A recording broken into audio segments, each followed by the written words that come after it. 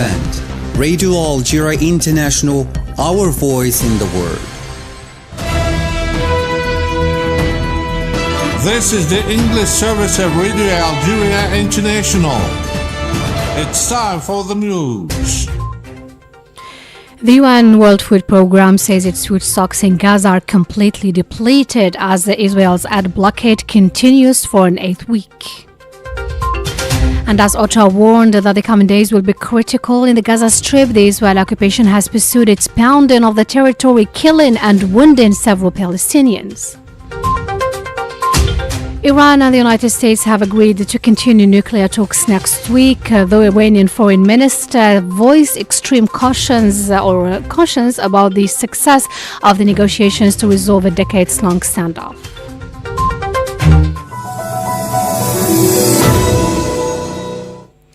And those were the major developments. Now the full news bulletin. I'm Asia Bakar. Good afternoon. The Minister of State in charge of Energy, Mines and Renewable Energies, Mohammad Arkab, has received the CEO of the Chinese National Nuclear Company, CNNC, Mr. Wang Yang, to discuss ways and means of implementing the local radioisotope production project. Miriam Burshi has the details.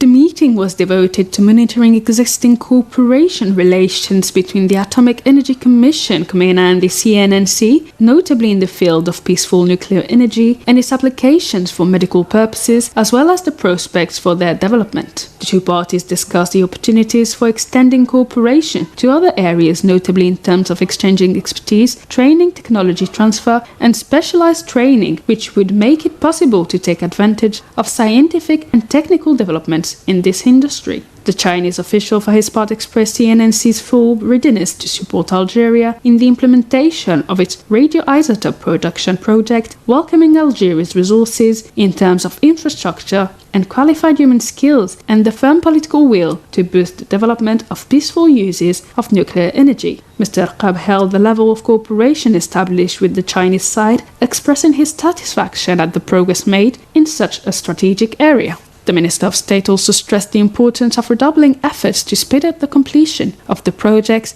given its direct impact on improving national health services and supporting the country's scientific and economic development. African diplomats have stressed the importance of developing intra-African trade and strengthening cooperation and communication between the continent's countries in order to secure economic integration within the framework of the African Continental Free Trade Area. Miriam Burshi again.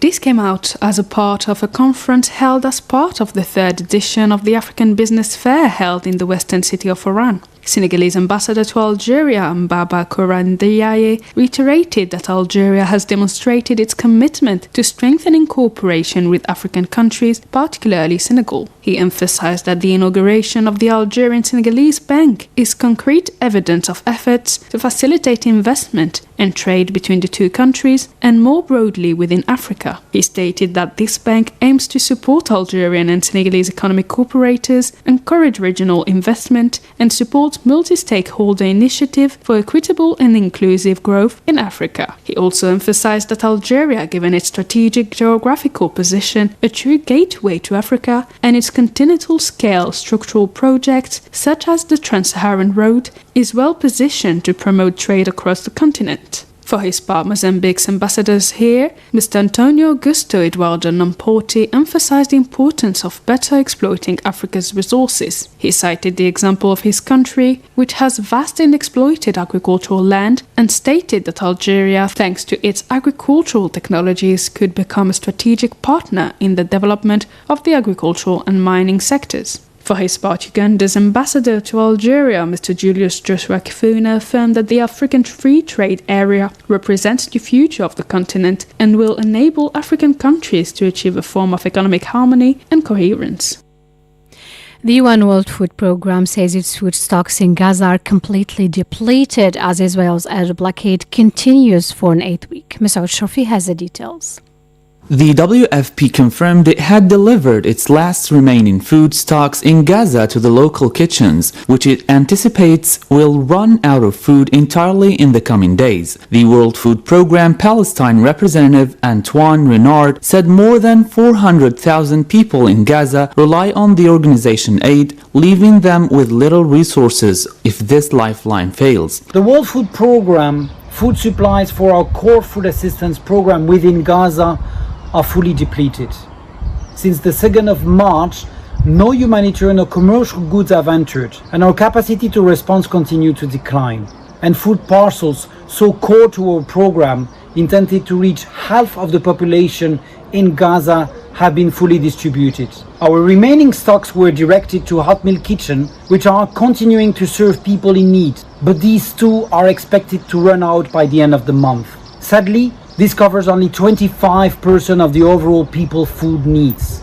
The closure has been ongoing for more than 50 days. If the context remains unchanged, WFP's critical lifeline assistance may be forced to end. To meet the basic needs of population in Gaza, it is critical that we are able to resume food deliveries into Gaza immediately.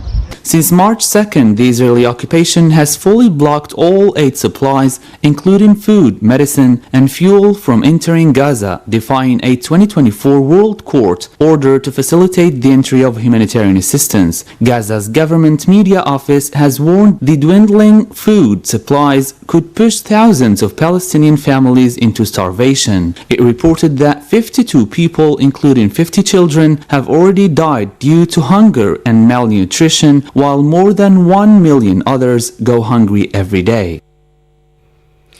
And as the UN Office for the Coordination of Humanitarian Affairs, OCHA, warned that the coming days will be critical in the Gaza Strip, the Israeli army pursued its pounding of the territory, killing and wounding several Palestinians. According to the news agency Wafa, at least 3 Palestinians, including 2 girls, were killed and several others injured in the Israeli airstrikes that hit the district of Zaytun in Gaza. This came as several UN agencies warned against the deteriorating situation in Gaza as the Israeli occupying forces prevent the entry of humanitarian aid into the territory.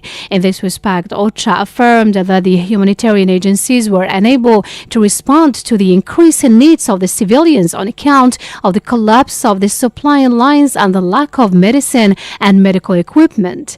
Addressing newsmen, OCHA's head of office for the occupied Palestinian territories, Jonathan Whitehall, stated that the humanitarian operations had reduced in the enclave, while stressing that the inhabitants of Gaza were dying slowly at a time when others are being killed. In the same move, the General Commissioner of UNRWA, Filippi Lazzarini, assured that the children in Gaza were starving as the Israeli occupying authorities continued to block the entry of food and other basic commodities. And in another development, female Nobel Peace Prize laureates have called for an unconditional and immediate end to Israel's acts of aggression in Gaza and for a halt to its expansion plans in the West Bank. A delegation from the Palestinian resistance movement Hamas, led by Mohammed Darwish, is in Cairo, Egypt, to discuss efforts aimed at reaching a ceasefire in the Gaza Strip. The Hamas delegation began talks with Egyptian officials to discuss a plan for ending the war, a prisoner exchange, and Gaza's reconstruction. They also addressed the humanitarian crisis caused by the blockade, the end or the need for aid, and the setting up of a committee to manage Gaza's civil affairs. In a statement, the Hamas movement representative in Algeria, Youssef Hamdan, outlined a vision for a ceasefire or prisoner exchange and the entry into Gaza of aid, condemning the Israeli occupation's use of starvation as a weapon. The movement had presented a vision for a ceasefire and to immediately enter into a comprehensive exchange deal, under which our prisoners in the occupation's prisons would be released in exchange for the prisoners and soldiers held by the resistance, within the framework of a comprehensive deal to stop the aggression against our people, the withdrawal of the occupation, the opening of crossings, the entry of aid, and a long-term truce during which what the occupation destroyed would be rebuilt. This vision presented by the movement it cuts off all path of political illusion and partial agreements from which Benjamin Netanyahu benefits to prolong the battle and to abuse our Palestinian people, whether through killing or through the policy of collective starvation, as the occupation uses starvation as a weapon to punish and abuse our people, and also within the framework of the negotiation process to pressure the Palestinian side. During this visit, the repercussion of what the occupation is doing in starving our people in Gaza and the urgent need to move quickly to allow in humanitarian aid will be discussed. The ongoing discussions between Hamas and Egyptian officials are seen as a crucial step in addressing both the immediate humanitarian needs in Gaza and the long-term prospects for peace in the region. And now in Lebanon, one person has been killed in a drone strike carried out by the Israeli army on the southern town of Halta. Since October 8, 2023, the Israeli aggression against Lebanon has resulted in more than 4,000 deaths and around 17,000 wounded, mostly children and women. The Israeli occupation continues its attacks on Lebanon despite the ceasefire that ended more than a year of the Israeli aggression on the country.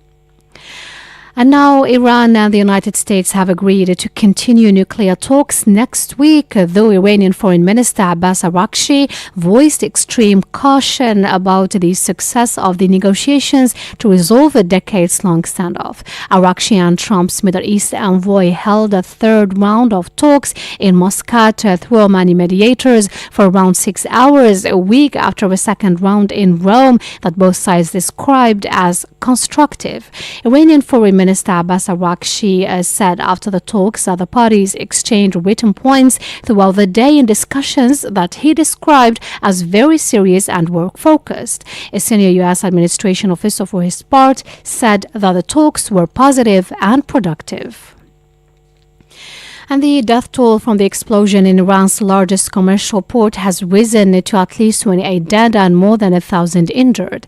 The Iranian Red Crescent said more than 1,000 people have been injured. The blast, heard dozens of kilometers away, occurred around noon on Saturday on a dock at Shahid Rajai port, through which 85% of Iran's goods transit. This strategic port is close to the major coastal city of Bandar Abbas on the Strait of Hormuz, through which 1/5 of the world's oil production passes about 1,000 kilometers south of Tehran. And now the African Union Commission condemns in its strongest terms the terrorist attack against the Beninese army in the border area of Benin, Niger and Burkina Faso. And Miriam Bershi has the details. The chairperson of the African Union Commission, Mahmoud Ali Yusuf, reaffirms the EU's resolve to deal with terrorism in the Sahel. He said this cowardly act, which resulted in the tragic loss of 54 lives and left several soldiers injured, further underscores the grave security challenges faced by the region. The chairperson expresses deep condolences to the families of the soldiers, the government and people of the Republic of Benin, and wishes a swift recovery to the injured. Such acts of violence are unacceptable and represent a direct threat not only to the Republic of Benin, but the entire region. Chairperson notes that such attacks highlight the urgent need for enhanced cooperation among neighboring states to address the growing threat posed by terrorist groups operating in the Sahel. The chairperson reaffirms the EU's unwavering commitment and support to the government and people of Benin in their efforts to combat terrorism and violent extremism. You're still listening to Radio Algeria International, and back to the country now. Algeria is taking part in the 39th edition of the Tunis International Book Fair, which has kicked off at the Ikram Exhibition Center in Tunis. The participation of the Algerian Agency for Cultural Outreach reflects Algeria's commitment to strengthening its presence on the Arab and African cultural scene and to building bridges of intellectual and literary exchange with our brothers in Tunisia. As part of the official inauguration of the fair, the President of the Republic of Tunisia, Mr. Kais Said, has visited the Algerian booth where he took stock of the products on display and expressed consideration for Algeria and his deep admiration for its intellectual and cultural symbols who have left their mark on Arab and human memory. You're still listening to Radio Algeria International. That's it for our news bulletin. I invite you now to listen to the international event of the week. The international event of the week. We focus this week on the first 100 days of US President Donald Trump's second term. The period ranging from January 20th to late April 2025 is marked, as analysts say, by swift executive actions, bold policy shifts, and a nation at a crossroads.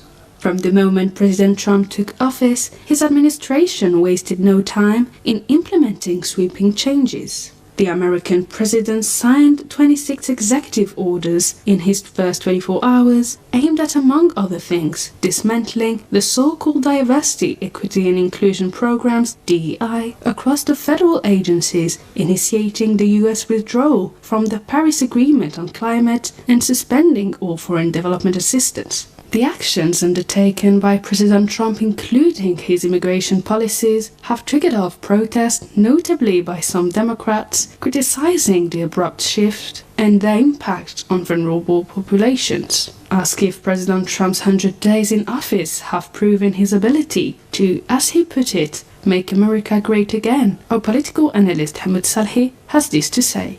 For his first 100 days, President Donald Trump lived up to expectations for style, but not so for substance. On style, the president was never constrained by diplomatic rules.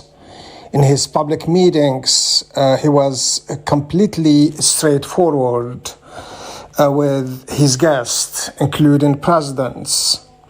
He did not mince with words, and when he felt necessary, did not hold back on what many considered inappropriate usage of terminology. He made the media powerless, resorting to calling for stations he didn't like, or banning media outlets he didn't see as they're treating him nice. He proclaimed himself a liberator, uncovering the perils of wading through the haze of America Great and creating a world of uncertainty that matches his grandiose, dramatic gestures, claiming every success America has had to himself. But when he excelled in style, he lost in substance. The president showed little respect for his closest allies, treating them with hostility, at least most of them, and accusing them of taking advantage of America being too nice to them. True to his style, President Donald Trump couldn't accept, for example, Europe's own right to regulate the tech industry or the tech sector, or tolerate or accepting Denmark's sovereignty over the Greenland, alleging that the United States is better equipped to protect Greenland and to protect for America's national interest. He renegated on Panama's right to its canal, claiming that the United States should have never given it first. So in a way, during his first 100 days, President Trump and his teams appear to be more concerned about public relations, getting to ensuring that their base is covered, ensuring that they do this in a way that attract attention. But in terms of substance, there was less concerned, or what appears to be less concerned of that. On the economic plan, President Trump's America First trade policies have been called into question by economists and experts who argued that such measures have led to market volatility. The imposition of tariffs and the strained relations with the Federal Reserve, or America's central bank, have contributed to weakening the currency and raising uncertainty among the investors. Recently, President Trump announced that the high tariffs imposed on China's goods would be decreased substantially. He first imposed a 145% increase in import taxes on China, which retaliated by increasing tariffs on US goods. Reacting to the new tariffs on trade imposed by US President Trump on several countries, including the US allies, Japan, South Korea, the European Union, the head of the Federal Reserve, Jerome Powell, warned that the taxes on imports would affect the US economic growth and the consumers' purchasing power. Asked if President Trump's turnaround regarding his trade policies, more particularly regarding China, was dictated by the reality of the market and potentially recession risks, our political analyst Hamoud Salhi had the following.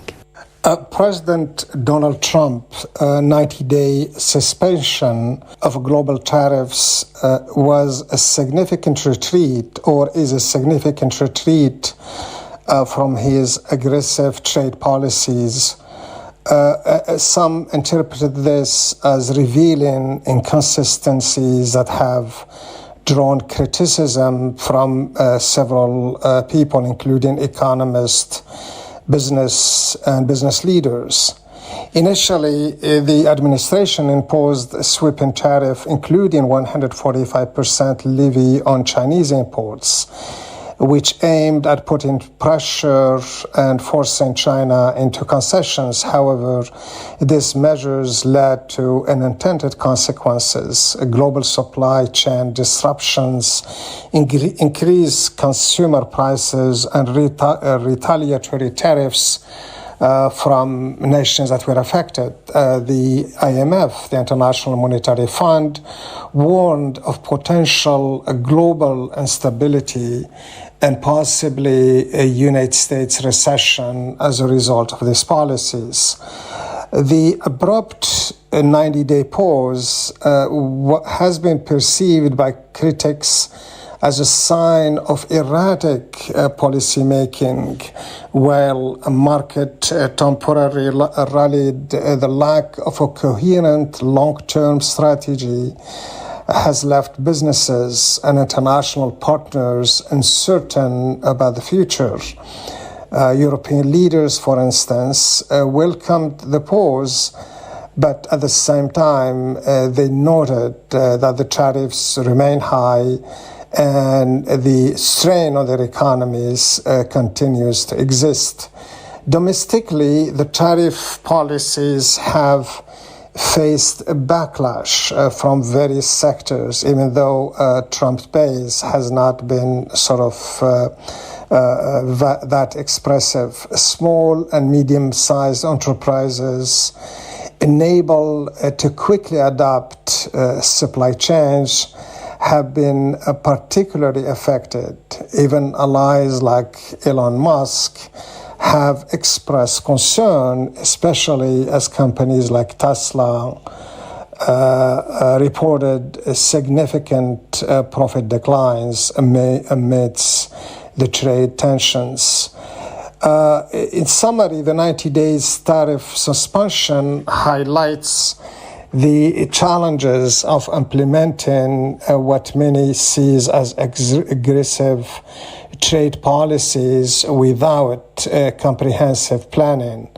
The initial tariffs disrupted global markets and strained international relations, while the sudden pause has introduced further uncertainty. For sustainable economic growth and stable international partnership, a more consistent and strategic approach to trade policy is essential very soon. Despite these challenges, President Trump's approval ratings remain a topic of debate. While some surveys show strong support for President Trump's immigration and security measures, others indicate a decline in the Americans' approval, particularly regarding economic issues and foreign policy.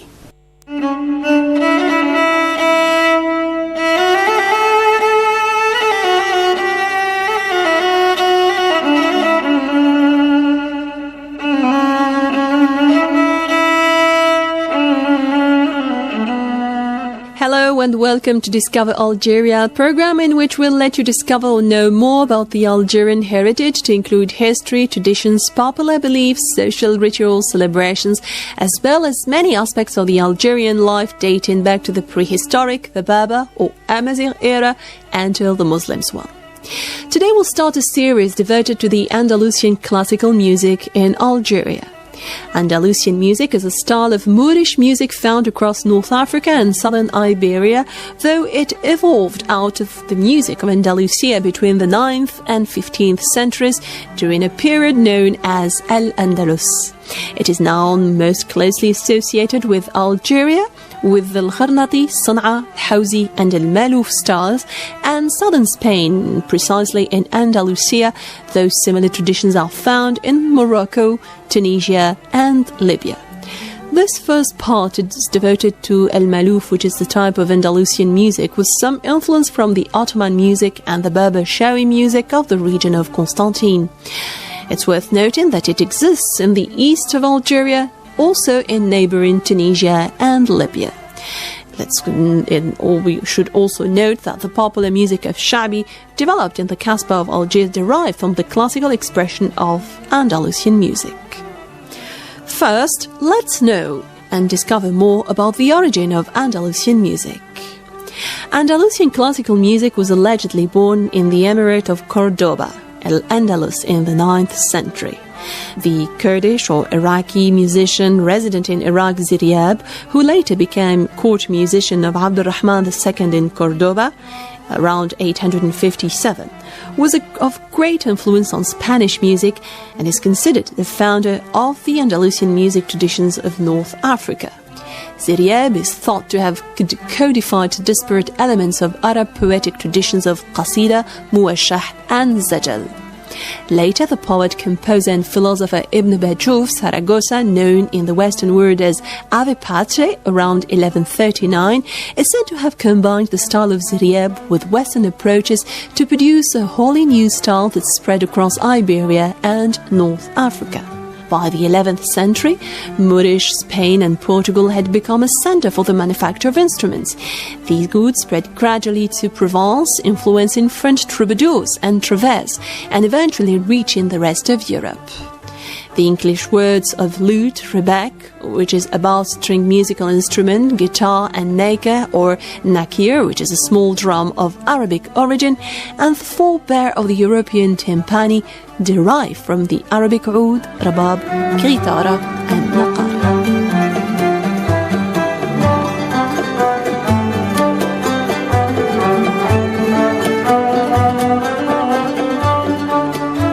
The classical music of Al-Andalusia, Al-Ala, reached North Africa via centuries of cultural exchange.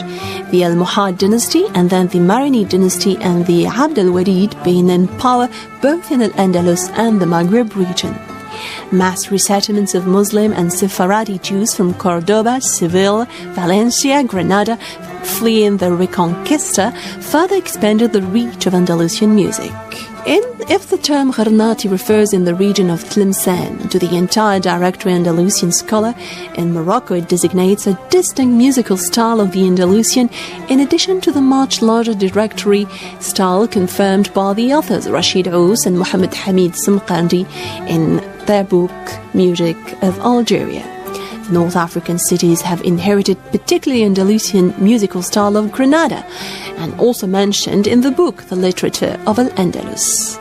It's worth noting that there are 24 nuba linked to each hour of the day, but in Algeria only 16 nuba, with 4 that are unachieved, and in Morocco 11 have survived, which together include 25 Andalusian modes, or nuba. And each nuba is divided into 5 parts called mizan. each with a corresponding rhythm. And all these rhythms